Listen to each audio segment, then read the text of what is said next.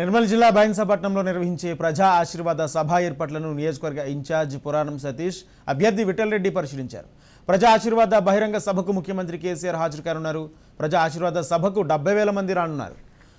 ఈ సభలో ప్రజలు తమను ఆశీర్వదించి మూడోసారి కేసీఆర్ను సీఎం చేసి తనను ఎమ్మెల్యేగా గెలిపించాలని నియోజకవర్గ ప్రజలను అభ్యర్థి విఠల్ రెడ్డి కోరారు.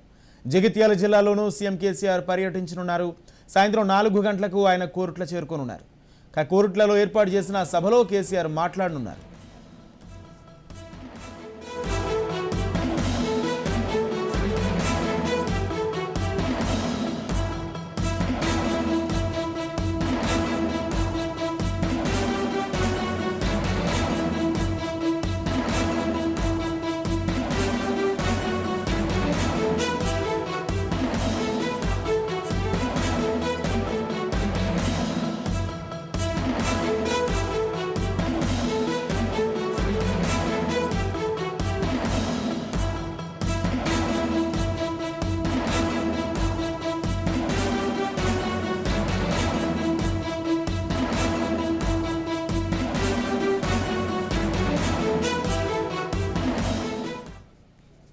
నిర్మల్ జిల్లా బైన్సపట్నంలో నిర్వహించే ప్రజా ఆశీర్వాద సభ ఏర్పాట్లను నియోజకవర్గ ఇన్ఛార్జ్ పురాణం సతీష్ అభ్యర్థి విఠల్ రెడ్డి పరిశీలించారు.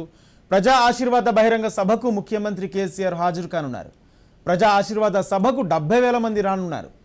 ఈ సభలో ప్రజలు తమను ఆశీర్వదించి మూడవసారి సీఎం కేసీఆర్ను సీఎం చేయాలని తనను ఎమ్మెల్యేగా గెలిపించాలని నియోజకవర్గ ప్రజలను అభ్యర్థి విఠల్ రెడ్డి కోరారు. జగిత్యాల జిల్లాలోనూ సీఎం కేసీఆర్ పర్యటించనున్నారు. సాయంత్రం 4 గంటలకు ఆయన కోరుట్ల చేరుకోనున్నారు. ఇదే అంశానికి సంబంధించి మరింత సమాచారం మా ప్రతినిధి అరుణ్ అందిస్తారు. అరుణ్.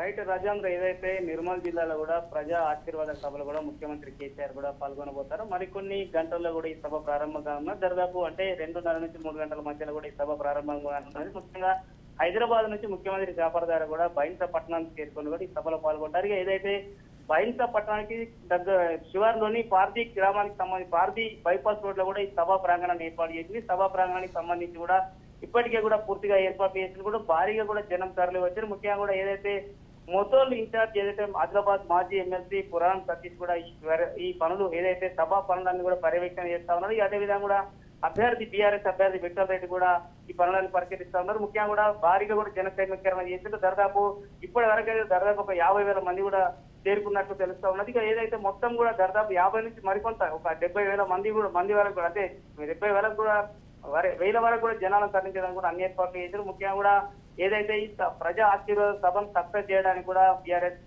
తీవ్రంగా శ్రమిస్తూ ఉన్నారు. ముఖ్యంగా కూడా ఈ ప్రాంతం సంబంధించి కూడా కేసీఆర్ గతంలోనే కొన్ని హామీలు ఇచ్చినా పూర్తిగా అది కంప్లీట్ కాలేదు. ఈసారి మరి ఈ సభ ద్వారా ఇక్కడ ప్రజలకు ఏం వరాలు ఇవ్వబోతా ఉన్నది, ఎట్లా దీన్ని అంటే మరోసారి రాష్ట్ర ప్రభుత్వం అధికారంలోకి వస్తే ఇక్కడ ఎటువంటి అభివృద్ధి జరుగుతుంది, రాష్ట్రం ఎటువంటి అభివృద్ధి జరుగుతుంది అనే విషయాలు కూడా వెల్లడించేది ఉన్నట్టు కూడా తెలుస్తాం. ఏదేమైనప్పటికీ కూడా ఈ సభను సక్సెస్ చేయడానికి కూడా పూర్తిగా కూడా ఏదైతే బీఆర్ఎస్ శ్రమించింది అదే విధంగా కూడా భారీగా కూడా జనాన్ని తరలించినటువంటి పరిస్థితి. మరికొన్ని గంటల్లో కూడా మరికొన్ని గంటల్లో కూడా కేసీఆర్ సభ అయితే ప్రారంభమైనటువంటి అవకాశం ఉన్నది. ఫణీంద్ర. Thank you Arun.